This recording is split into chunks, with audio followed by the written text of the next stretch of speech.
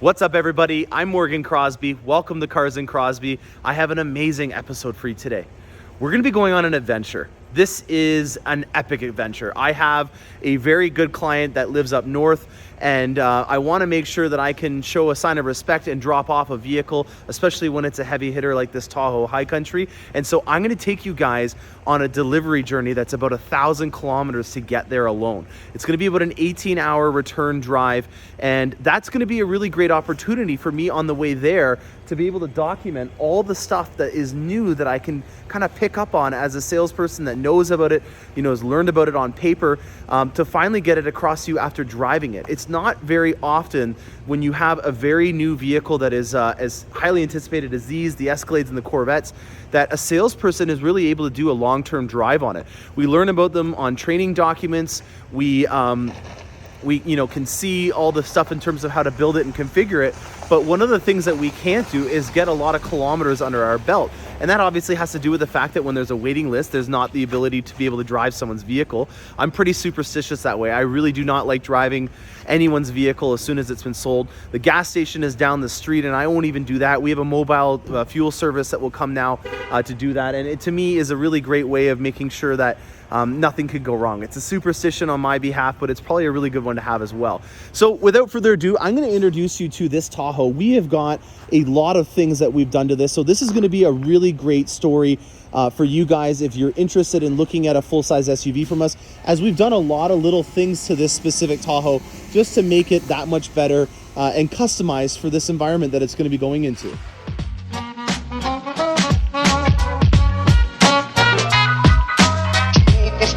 Har vi alltid gjort, så det är bullfest, bullfest hela dagen.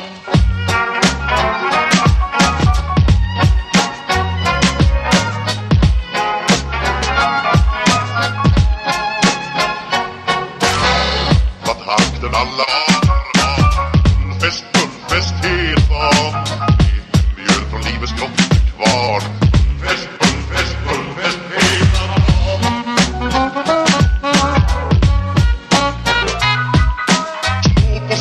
Har vi alltid gjort, så det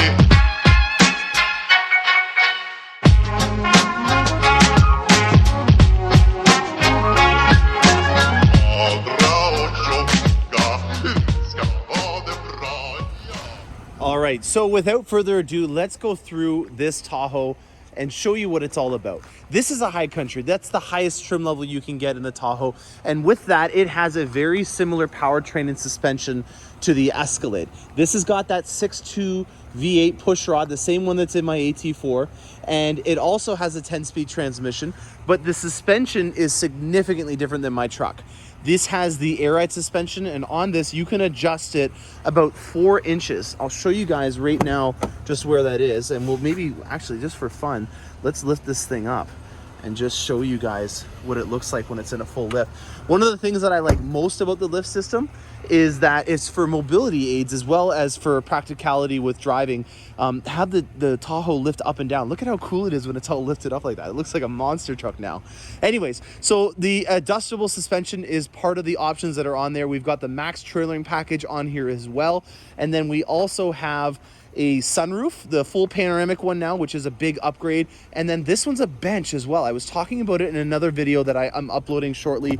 Right in the back here right now, we've got the rims, and that's going to touch upon one of the first things that I can do to help you guys out above and beyond what a normal dealership will do.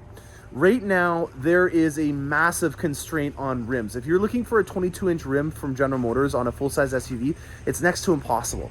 Back in November, when we were ordering this vehicle, we ran into that issue. It was already starting to become well known that this was going to be something that was going on. And instead of having my client not be able to place his order because he wanted to do a set of black rims that you see, they're a 12-spoke design. They're carbon flash. The Denali's will have them as well. They're a really amazing rim. I like them quite a bit. But they weren't available. And so what I decided to do is order the high country with just the standard rims that come on it, which are these. And then I decided to try to place an order as a parts order while the order was being placed on the Tahoe, so that by the time this Tahoe arrived, they all came together at the same time. So it was a perfect little strategy because it wasn't going to be accepted from the factory. I can't promise that this is going to be the case if your dealer tries to do this, but I've had some luck with doing it right now, and it's meant that my client is able to get his Tahoe a lot sooner than waiting until they were available from the factory and then placing the order. It's going to be a lot more efficient to do it that way.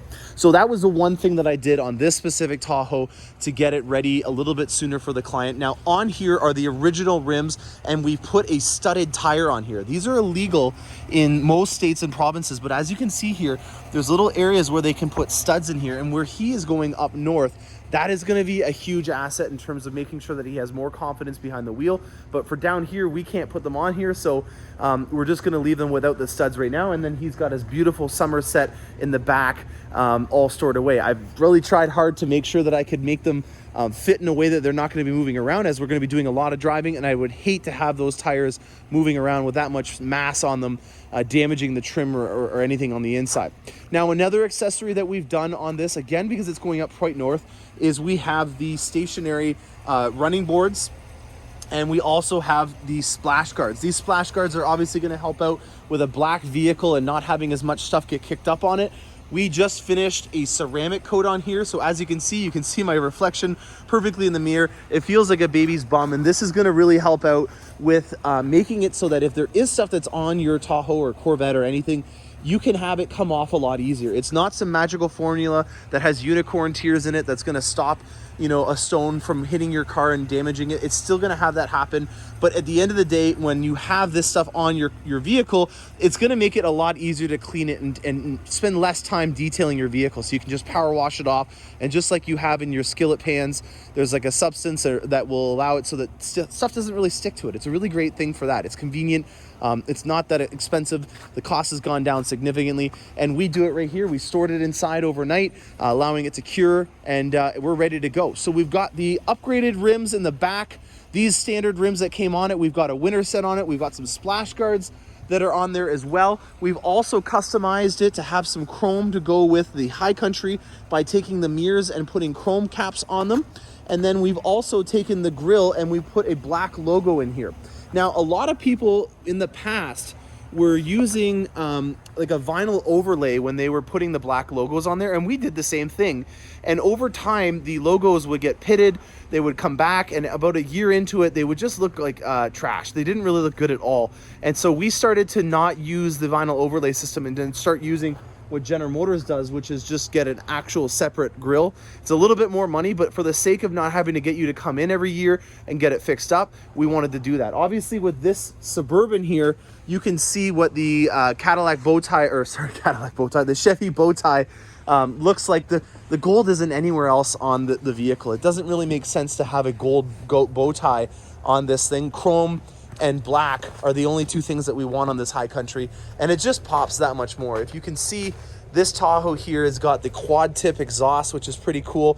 And then over here, again, that gold just doesn't really go with anything. I don't really think that it's worth General Motors changing their logo over. Obviously, that's been around for over 100 years, and I'd hate to make a hit on that, but having it in black makes it look a lot better. So that's another thing that we did to the Tahoe to just give it a little bit of a better appearance. And then we did a tint on it as well, just to match the rear windows to the front. Now I'm just gonna take a quick step back here, and you can see that there is a Tahoe and the Suburban, and there is a big size difference. The size difference is even bigger on the Tahoe from the old generation to the new one. It's about 6 inches. There is even a size difference on the Suburban, the Escalade ESV, and the Yukon XL over the previous generation as well, but it's not as big. It's not as big as 6 inches like it was on this. The dimensions are also different, so it's taller by about 2 inches and about 1.5 inches wider on both of these models as well. Inside of here, what do we got? Oh wow, this is a cool interior. I'm just gonna put it up to the glass so you guys can see it. I don't have the keys to this one, but it's getting ready to go out for delivery as well. And then we got the iridescent pearl white finish with a polished aluminum rims. These are a really great rim for durability. They really do handle all kind of conditions, and because it's a solid piece of polished aluminum, it means that if you get rim rash on your vehicle's rims, it's going to be a lot easier to maintain them and fix them. These here, I hate to make a hit against them, but this is a plastic piece in here, and if you were to ever have your rim go up against a curb or something like that, there's really no way that you're going to be able to fix that. So if you do have these types of rims, it is a lot easier to repair them.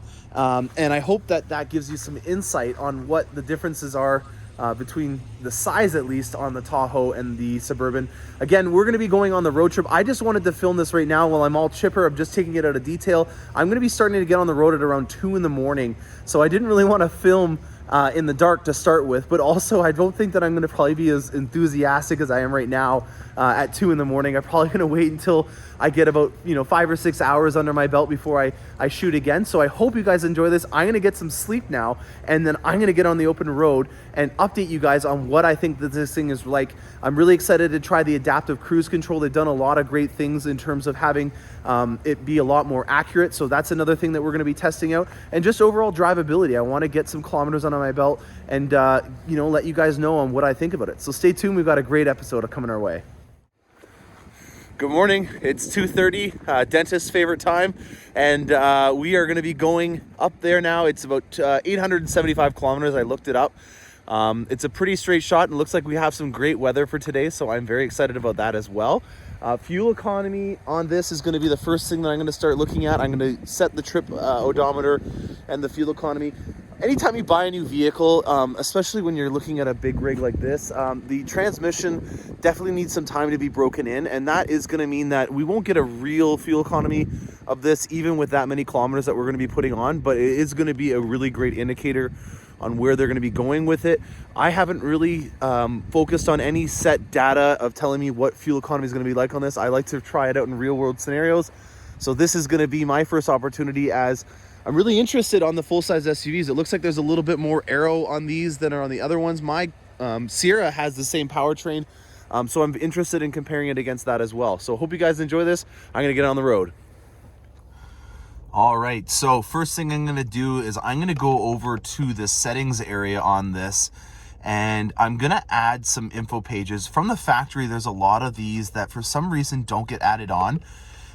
So one of the first things that I do when I'm getting a customer's vehicle all set up and ready to go is I'll go in here and I'll add some, because from the factory you still get some not selected, and then I almost always take off the blank page as well, just because I really don't see the point in that. If you're looking at converting it from US to Canadian, this is where you're going to do it right here, and then you have your sub menus at the top here, which I have even the ability to see what kind of tilt I have, what my 4x4 settings are. Really great stuff. What we're going to do right now is I'm going to reset the first trip odometer, or sorry, the second trip odometer, just by holding it down. And then this fuel range and this other fuel economy menu are going to be ones that I'm going to focus on for the most part on this trip.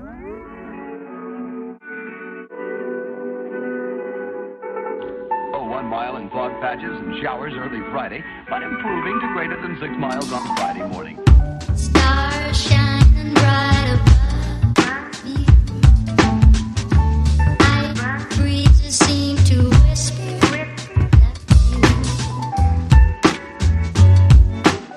sycamore tree. Dream a little dreamer.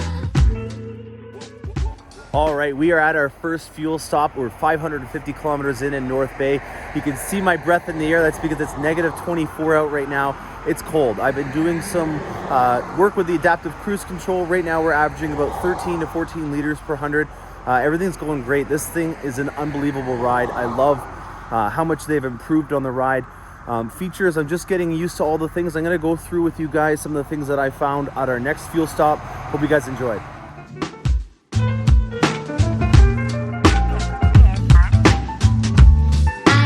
Breezes seem to whisper.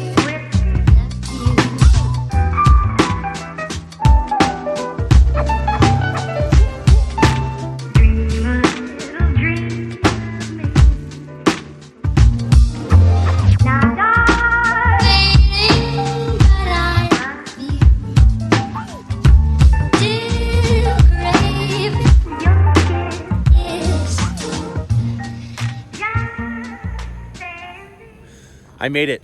I'm in Cochrane, Ontario, about 875 kilometers north of where I started. If you can see, there's a polar bear wearing a mask here because they actually have a polar bear habitat here. And I was a little disappointed, but I'm not really too surprised that it's shut down just because of COVID. I was excited to be able to show you how many polar bears we can fit inside of the Tahoe. Unfortunately, I can't do that.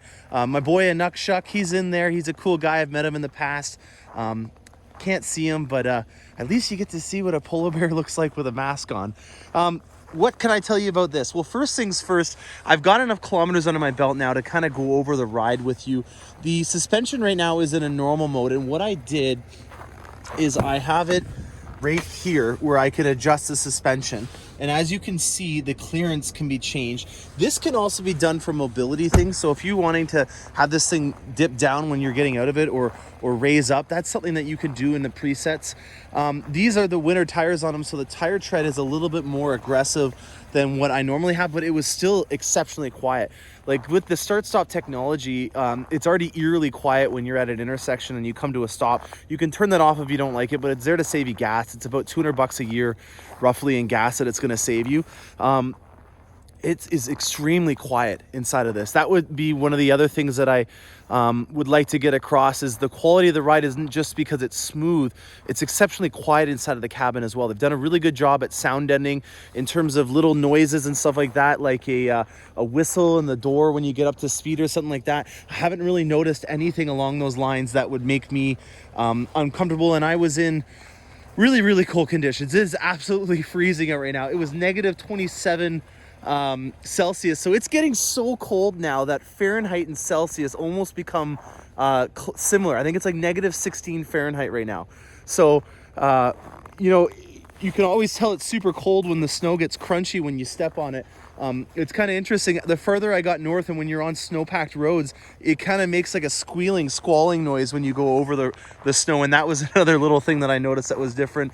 In terms of size, this thing is a little bit wider than the old one, but it has a lane keeping assist function on it that even worked when it was at nighttime. I was quite impressed with how this thing was able to use its driving assist aids to make me feel like I was in a smaller vehicle, even though this one was larger than the previous generation. The adaptive cruise control I really like. They've done a really great job at making it so that if you wanted to override it, it doesn't just immediately just drop everything that it was doing and leave you on your own. It now will allow you to put throttle input in, and at some points, like I was going 15 kilometers over what I had already preset into the adaptive cruise control, and it kept it saved there. In the past, what has happened is when you apply throttle input, it just basically stops the adaptive cruise control system from working. With this one, it was kind of really nice because it would let me interrupt it. It would let me kind of do something if I wanted to overtake or something like that. But then at the end of the day, once everything was back to normal, it would do it all on its own. And that was not something that was possible to be done on the old one. I really do enjoy that in particular. Just because, you know, in life, there's things that'll come at you and you really don't want to have to constantly be setting and resetting the adaptive cruise control, because that's not going to be something that you're going to take advantage of over the long run if you're constantly having to reapply the adaptive cruise control. So for about half of the trip, I was using the adaptive cruise control, but because there's nobody on the roads right now, it wasn't really possible for me to use the adaptive component of it. But when I did use it, it was very good at making sure that when you came up to a slower driving person, such as a transport truck or something, that it was very gradual. In the previous ones, you almost got a little bit of anxiety or you were startled a bit because it would be so abrupt. It was very brash in how it would do things. And with this one, it's extremely gradual. They've done a really good job at how it applies the brakes, or when it's slowing down or when it's getting aggressive. It's not just an all or nothing kind of thing where it's full throttle or it's trying to apply the brakes and you're jerking around. So that quality of the ride was passed along in the adaptive cruise control, with making it have smooth transitions when it was trying to accelerate and decelerate. Overall, I couldn't be happier with it. I'm just going to show you guys some things on the inside. I'm glad I did most of the stuff on the outside down in London, because it is freezing cold. As you can see, I just took it through a car wash and it's all frozen on the sides here. This screen in particular is absolutely remarkable. I can't show you because I have my phone using the Apple CarPlay right now, or sorry, using the recording right now, but the screen is so much different than what I had on my Corvette even, and even on my Sierra. The larger screen is really helpful for when you have a projection service like Android Auto or Apple CarPlay. Obviously, with this being a long trip, I listen to a lot of podcasts, and one of the things that I noticed right away that I appreciate on these new screens is the width. So when you do have your Apple CarPlay up, you can see the entire title of a podcast, where on my Corvette and on my Sierra, it's broken off. You don't see the full length of your messages. With this, the script is a lot more wider, and that landscape kind of view makes it so that you can see things on your phone a lot easier for when they're projected on the display. So that was definitely something that I was happy about. This is the second generation of the live stream camera system for the mirrors, and you can definitely tell that they've done an improvement, and they've even gone one step further. I'm just going to show you guys outside here. They've done one thing that was the Achilles heel to this in the last generation, and that's by having its own little washer nozzle that sprays and cleans the mirror there. That's their thinking. They came up with a solution that helps out with making it so that you don't have as much blind spots. And immediately the problem with that was that you would see silt and stuff like that that would come up on the display here. People wouldn't use it. They would hit the bottom here and flip it off. I would come in to pick up a vehicle, and the customer had never even used it. With this system, if you activate your rear windshield wipers, it's going to activate that mirror or the lens as well. And that, to me, is, again, another really great thought that they did to help out with making the feature that they had already come up with even better than it was before. The real estate down here is a lot more useful. This pad down here, when you have your wireless CarPlay and Android Auto, is exceptionally helpful. I did find that I was putting a lot more stuff in here.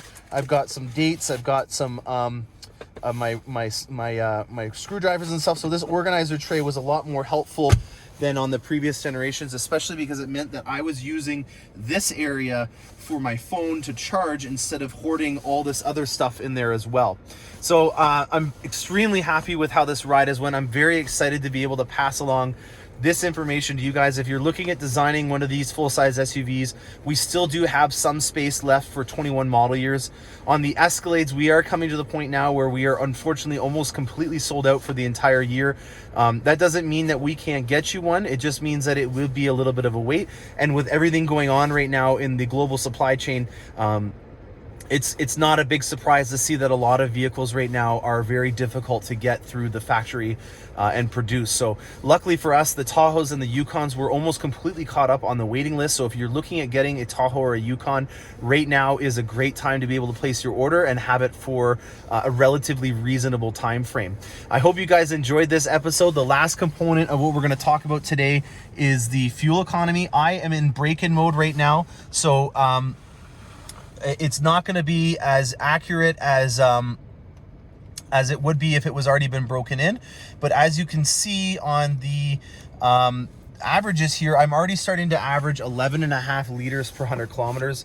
I'm going to take the lazy route here instead of saving this video and checking it on a line. And I'm just going to go into here and convert it into US, so that we can then quickly slide over for my American fans and find out that 20 miles per gallon, or 20.5 miles per gallon, is the fuel economy that it was receiving in a break-in stage on this 10-speed transmission, which I think is pretty impressive. So thank you so much for watching, guys. I really hope that you can gain some knowledge about what it's like. If you have one on order, you've got an amazing vehicle that's coming your way. If you haven't yet, please reach out and we would love to help you out. Thanks a lot and happy motoring.